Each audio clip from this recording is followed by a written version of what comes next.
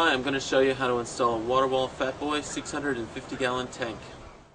So first we're going to install a foundation using pavers. These are just your standard concrete pavers that you would buy at the hardware store. You could also use a poured concrete foundation or build a wooden frame and fill it with builder's sand or possibly some fine gravel. Just so long as you have a solid level foundation that's going to last the life of the tank.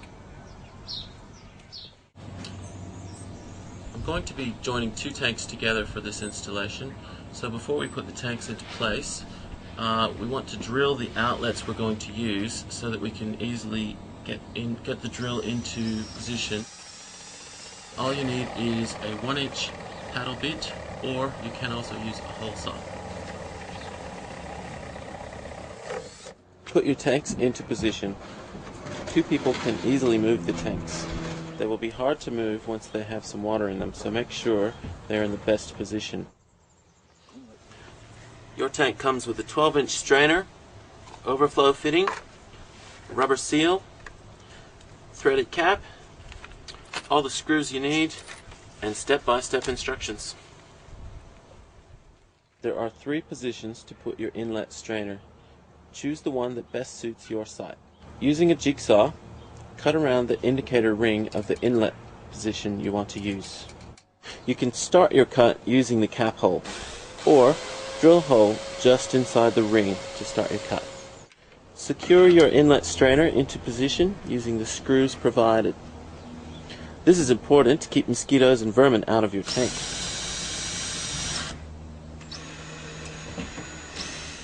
I'm now going to install the overflow fitting. This lets water out of the tank once it's full. To do this, I will use a hole saw. If you don't have a hole saw, you can use a keyhole saw. Use the inner ring as a guide for the overflow fitting supplied. The larger ring can be used if you want to use a 4-inch fitting. Put the elbow inside the tank facing upwards. Screw it into position through the rubber gasket into the tank. Use the rubber seal provided to fit 3-inch pipe into the overflow fitting. Because you are not gluing the pipe, you can remove it for cleaning and maintenance. Support the overflow pipe to keep the fitting tight. Cover the end of your overflow pipe to stop mosquitoes getting into the tank. Redirect the downspout from your roof into the inlet strainer. Depending on your plumbing, whether it's plastic or metal, you can glue or screw your fittings as required.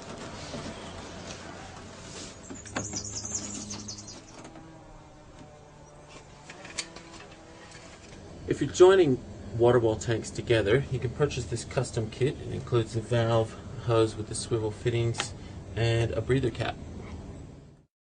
Use plumber's tape around the ends of the fittings to get a watertight connection.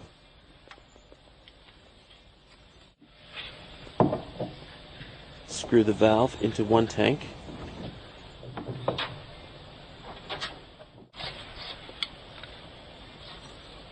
Screw the fixed end of the hose into the other tank.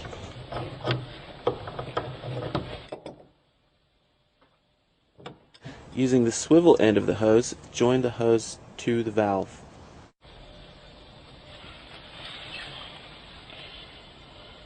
Lastly, screw the vented cap into the top of the second tank. If you have heavy downpours in your area, you can also join the tanks at the top using the overflow positions. To use the tap outlet in the front, drill it out using a 3/4-inch paddle bit or a hole saw. Use standard 3/4-inch tap fittings for this outlet. Your tanks will need occasional maintenance to keep the strainer clean, the overflow clear, and to check for leaks in the fittings. So the main things to remember are a solid level base. Drill out the outlets you want to use before positioning the tanks. Put the elbow inside the tank facing upwards.